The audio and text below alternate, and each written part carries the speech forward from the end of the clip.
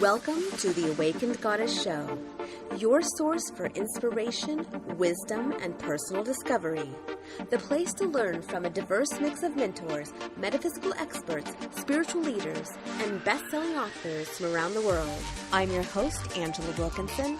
Join me as I explore the minds of my masterful guests while they share powerful insights and easy-to-use tools you can start using right away.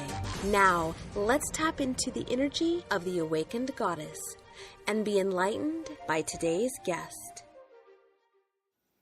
Sara Jacobsen is a natural fertility guide, fertility shaman, lactation consultant, birth and postpartum doula, prenatal massage therapist, initiated priestess, energy healer, sacred singer, songwriter, and poet. From helping HIV-positive mothers breastfeed in South Africa to attending home births in Oakland, California, if it's mother-baby related, Sara has seen and done it all. Featured internationally and locally because of Sara's unique perspective on fertility issues, she brings to her work with her clients over 10 years of experience in the mother-baby world, and her own experience reversing her infertility and PCOS through co-creating healing with the goddess Oshun. Now let's welcome Sara to the show. Hi, I'm Angela Wilkinson, and welcome to this episode of the Awakened Goddess Show, where we co-create powerful, conscious conversations on the leading edge. Today I have Sara joining me, and we're going to talk about fertility or infertility and why Sara believes it might actually be a gift from the universe. So welcome, Sara. Thank you so much, Angela. Infertility is kind of I imagine, a touchy subject. Mm-hmm. I haven't experienced it myself, but I imagine that for women that are experiencing infertility, it can be very, very painful. And it's like it resonates at a very deep soul level. So, when we talk about this gift from the universe, I just want to say that we're not taking this lightly. Yes, absolutely. Yeah. But tell me, you have a personal story around this, and you have a special relationship with a particular goddess, and that's goddess Oshun. So tell us why. Yeah. So my whole journey with the goddess Oshun, I was really first introduced to her because I was diagnosed with infertility and polycystic ovarian syndrome myself. I was diagnosed when I was 29, and I had just come out of a really difficult hyper-masculine environment. I was in nursing school. It was 80 hours a week of being, like hardly any time to sleep, like being in my masculine energy constantly. And it was exhausting and draining and just, So I felt pretty much like bone dry after I quit nursing school.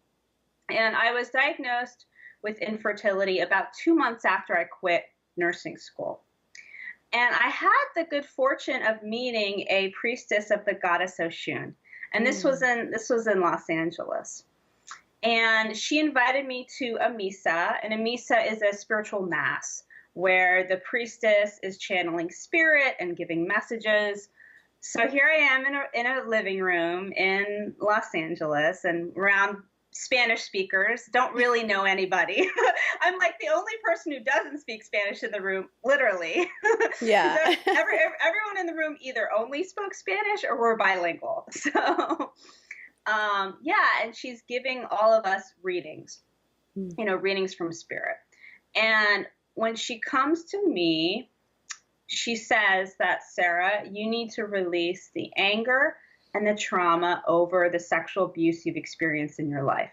And when she said that, I started crying. Like I was so emotional because I had felt for so long that I had experienced sexual abuse, but it felt like a situation where I wasn't ready to confront it, and it was so scary that I tried to rationalize it away. I tried to say, oh, well, Of course, being a spiritual being, like, oh, it probably happened in a past life, or it's probably ancestral, or, it didn't happen to me this lifetime. So I Yeah. really tried to kind of ration it away.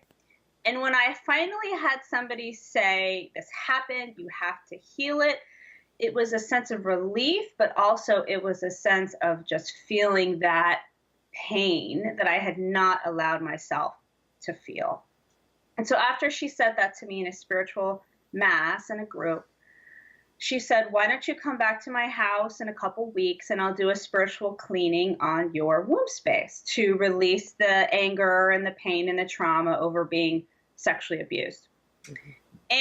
And you have to remember, like, I had just been diagnosed with infertility and PCOS. And so here she's talking about the anger and the pain and the sadness and all of that in my womb space. And I'm like, oh, this is really interesting. Here I am diagnosed with PCOS and infertility, and I'm getting this message from spirit that I have all this emotions in my womb space. So I actually made that connection then that, oh, there's something to this, like having all of this anger and this pain and this trauma in my womb space. Mm-hmm.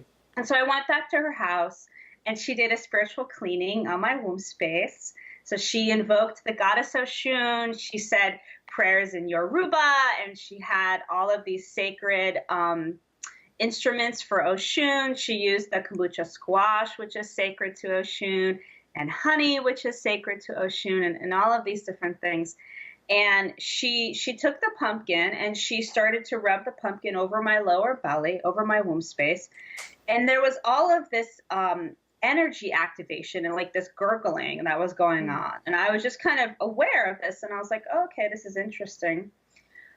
And so I left her house in LA, and I remember closing the front door, walking to my car, and I remember feeling my womb space for the first time in my entire life. Wow. Yes. Before that spiritual cleaning, I hadn't realized that I actually had no relationship at all with my womb space. And she helped me release so many layers of pain and trauma and anger. And so I had that spiritual cleaning with her. And then 2 weeks later, I actually moved to a part of Northern California where they have this river called the Yuba River. And this river forms the lifeblood of this town. Everyone calls her Mama Yuba.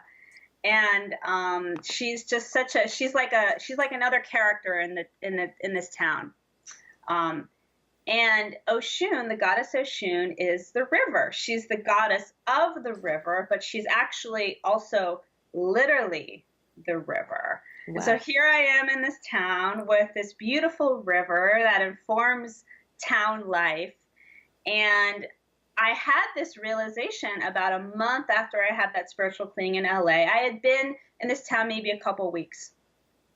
I had this further realization that, Sara, you need to heal yourself your way, because I was still kind of like, how am I going to heal myself? Like, this spiritual cleaning was awesome, but like, am I healed? Is my PCOS still there? How am I going to really heal myself, right? So I was kind of in that quandary. And I got the message so clearly, like, Sara, you need to heal yourself your way. Those were the words. And when I heard the your way, I knew exactly what that meant. That meant continue my spiritual work with the goddess Oshun. So that's what I did from April 2014, which is when I kind of continued the work with the goddess Oshun on my own. And then I did it from April 2014 to October 2014. And that was really a full-bodied immersion into the goddess. So that was me going to the river and praying to the goddess and moving my body as the goddess and giving her offerings at the river and crying to her. I remember this one time in particular, I was in the shower and I had my kombucha squash, and the kombucha squash is part of the ritual to spiritually clean the womb space. And I'm in the shower and I have this kombucha squash and I'm rubbing it on my lower belly. And I remember just bawling, just asking the goddess, please remove the pain and trauma over being sexually abused. Please heal me of PCOS. Please heal me of infertility. Just crying. And it felt like this primal cry, like something that had been deep inside of me for so long that I hadn't been aware of. Like it was a totally bizarre experience because it was this emotion and this feeling that I could tell had been stuck in there, that I wasn't necessarily in that current emotional space, but it was just releasing all of this past pain and trauma. So I did this work with the goddess Oshun on my own from April to October. And then I went back to my doctor and I said, I want to get a transvaginal ultrasound again. I want to get some blood work again, because I had a suspicion that she had healed me, or rather we co-created healing together, me and the goddess. Right. Yeah, definitely a partnership there. Yes. And so I asked the doctor so I did another transvaginal ultrasound. I did another blood test.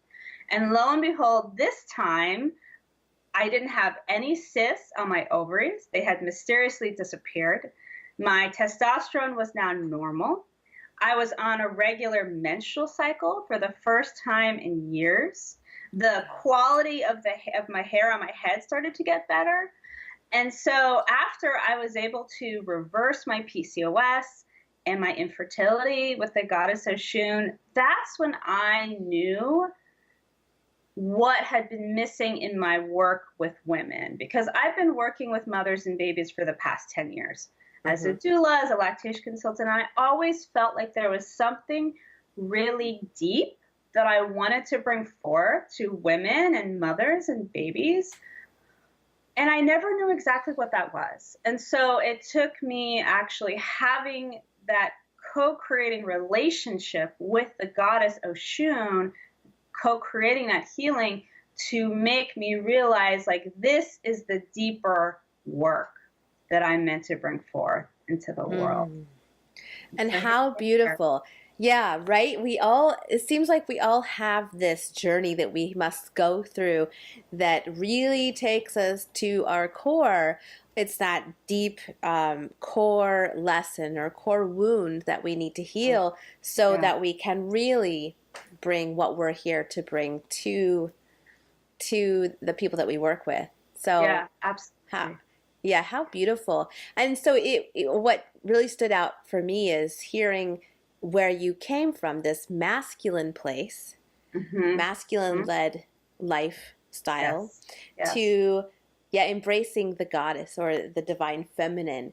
And it seems like for me, I've been kind of the last 10 years have been really aware of this shift, this dynamic where women have taken a lot of the masculine energy, myself included. It's that drive and feeling like we have to do it all ourselves and push through. And so I think this is a really important message of how taking that masculine energy really does impact our bodies, even if we can't see it and we think we're doing the right thing. Yeah, absolutely. And so many women are struggling with infertility, and they don't realize it's really as simple as allowing yourself to be in some of that yin feminine energy, that energy of resting, that energy of receptivity. I mean, I've had clients who were so resistant to resting and feeling and being that they didn't get pregnant naturally, because they were so resistant to be in that particular quality of the feminine. Part of my work is I talk about two different qualities of the feminine. The quality of estrogen, which is more of the yin, receptivity, openness, beingness of the feminine. And then I talk about the feminine quality of progesterone, which is more of the creatrix, a little bit more active, but not in a pushing way, in a co-creative creatrix kind of way. But yeah, for a woman to be able to get pregnant, she needs to be able to really allow herself to rest in that particular yin feminine quality. So important. Yeah. Well, and you can even just feel the need to create space, to create space in your womb space and in your life to bring in a new life. I mean, that's a huge process. That's a huge alchemical process. And we have to be willing to, like you say, create, have that space to welcome that life in. Yes. Otherwise, it's so important. That little baby spirit's not going to want to come in. Yeah, absolutely. And as women, our bodies weren't designed to go, go, go. I mean, if we think about our ancestors, our Paleolithic ancestors or whatever, I mean, women were a lot of times were gathering and they were connecting with other women, and they weren't in a high pressure situation in every moment of every day. And so many women are having their nervous systems activated in every moment and every day, especially if you're a woman who lives in a big city that is loud and dangerous. You're probably running on a lot of adrenaline, and and that converts to testosterone. And so so our bodies aren't meant to be activated all the time. That's true. And I think that is so important for ladies, for you to hear, to listen. Yeah, because we have to create that sanctuary regardless of the external world. It's like we have to honor ourselves to invite in the divine feminine. And so this is why you say it can be a gift from the universe. Mm-hmm.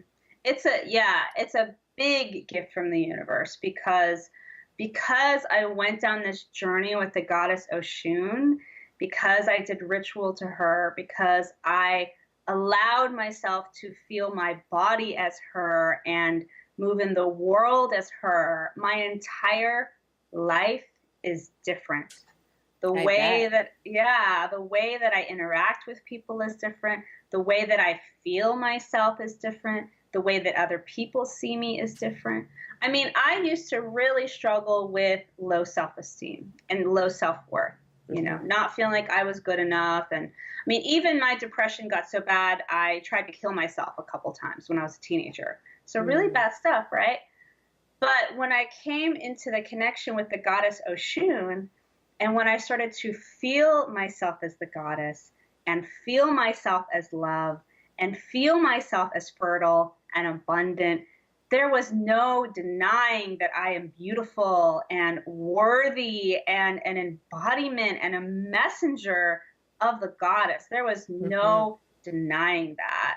So that's also such a powerful gift for women, to be able to have that knowing in every cell of their body that they are the divine. Yes. Hear that, ladies? You are all awakened goddesses. Yes. Yeah, so I want to go back to talk about the anger. Yeah. Because I think anger, this is something for myself as well, I know that there's a kind of deep anger that's covering up a layer of even deeper sadness. Yes. And these are really ancient feelings. They're not like coming from this current time reality. They're very ancient, possibly carried from other past lifetimes. So I would love to kind of explore this a little bit, because I think that there's so many of us women that carry this anger that we haven't really been allowed to express in a positive, healthy way.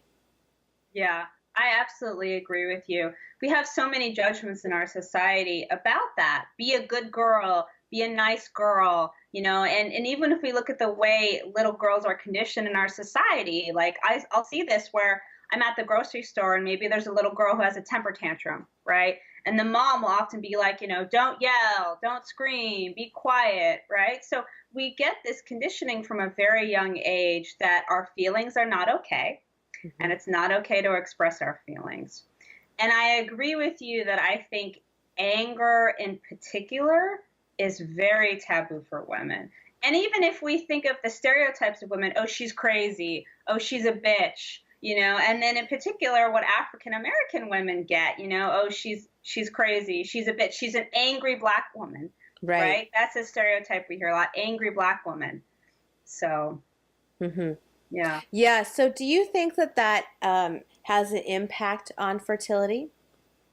Absolutely. Yeah. I mean, any emotion that is stuck in the womb space and in the body, absolutely. I mean, I can remember working with a particular client who was was holding some anger and pain and trauma and all of that, but actually mostly anger over a particular experience with her mother that she'd experienced when she was a little girl. The gist of it was that the mother didn't want her to express.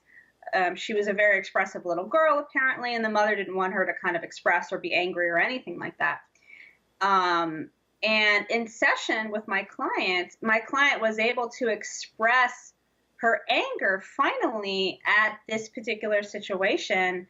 And I can't tell you, like, the relief that she felt. And I could feel this quality of her coming more into herself after she expressed that anger, coming more into herself and allowing more of herself to show up in the world.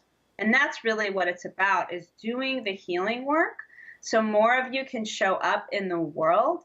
And so, and also so you can have that baby and have that baby with ease, and also be a conscious mother, because that's another big part of my mission and purpose, is for women to heal themselves on the deepest level possible, to not only get pregnant naturally, but also to be able to be the most conscious, loving, present mother possible, to usher in the next generation.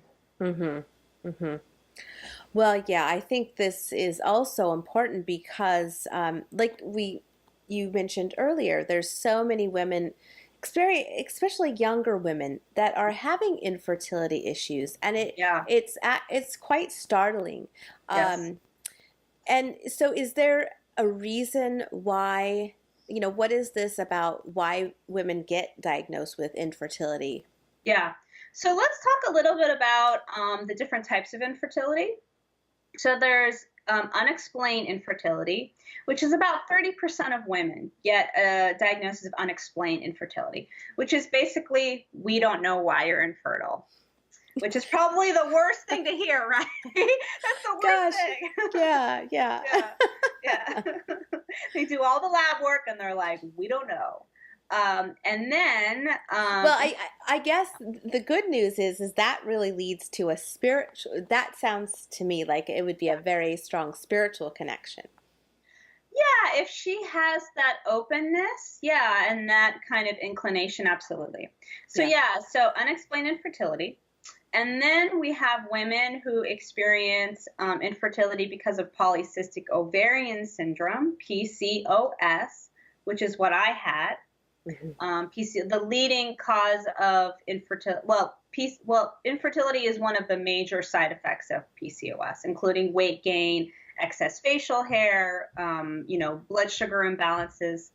And then you have endometriosis. And endometriosis is when the tissue of the uterine lining grows outside of the uterus, and that can lead to scar tissue and also lead to infertility. And then with PCOS, the hallmark of PCOS is too high testosterone. And sometimes you can have cysts on your ovaries and sometimes not. So that's not always a part of PCOS, although a lot of women who have cysts on their ovaries have PCOS. And then what happens is when the body has too much testosterone that's flowing in the body, that actually converts to too much insulin. And so you have blood sugar dysregulation. And so a lot of women with PCOS have difficulty maintaining proper weight, and they can oftentimes carry weight in their abdominal region. And so as far as your question around why so many people are dealing with infertility. So infertility is a big problem. Between 1 in 10 couples here in the U.S. experience infertility. So that's about 10% of the population. So we have millions of reproductive age couples who are struggling with infertility. And I think it's a couple things. I think that it's a symptom of us not being as healthy as prior generations, physically healthy. I think a part of it is definitely environmental toxins. A part of it is lifestyle. Like we've talked about, running too much masculine energy, too much nervous system activation, too much stress. And then I do think there is this piece around all of the pain and the trauma that's stored in the womb space that's making it difficult as well. And then, of course, you know, aligning yourself with your feminine energy. So many women, as we've been talking about, have difficulty making the time and the space to be in their feminine energy. So I think it's a combination of a lot of different factors really coming together, kind of like the perfect storm. Right. Yeah. Yeah. Yeah. And so you say that sensuality is the key to unlocking the infertility struggle. Yes. So, Yes. yeah, I want to hear a little bit about that. Yeah. Yes. So the goddess Oshun, she's a goddess of fertility and babies. She's also the goddess of sensuality, the goddess of beauty, the goddess of abundance, of dance, of love.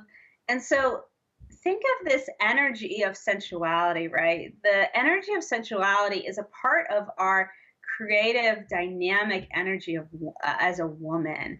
This is the energy we can use to activate creating a project in our business or having a baby or calling in a partnership, because there's kind of two elements of sensuality. There's the creatrix aspect of sensuality, the creation, you know, being connected to the womb space, but there's also that element of attraction. Like, think about when you're around a sensual woman, like so many people are like, men and women are just like, oh, you know, they're like, right? So it's that sensual energy that actually can attract a baby spirit, and that can open your body and your being up to have a child. So yeah, sensuality is so, and then also, of course, in a literal way, you know, how do you have a baby? You have sex, right? To have a baby. So yeah. Yeah. Beautiful. Beautiful. So I love this conversation that we're having. And I invite our Awaken Goddess Show members, if you want to continue this conversation, we're going to go deeper. Sarah and I are going to dive a little bit deeper into the sensuality, and she's going to walk us through an exercise, an experiential visualization to connect with our womb space. So I invite you to become a member if you are not yet a member of this show. And I want to thank you, Sarah. This was such a powerful conversation, and I know that there are many women that have watched this, and they've had an aha maybe about how much energy, masculine energy, they've been running, or not allowing them that sacred space of just being. So thank you for bringing this to us today. Thank you. Thank you for listening to this episode of the Awakened Goddess Show. I hope you enjoyed today's guest and got something you can start using in your life right away. For more spiritual insights and to listen to more episodes, subscribe to The Awakened Goddess Show at theawakenedgoddess.com and discover wisdom that'll change your life.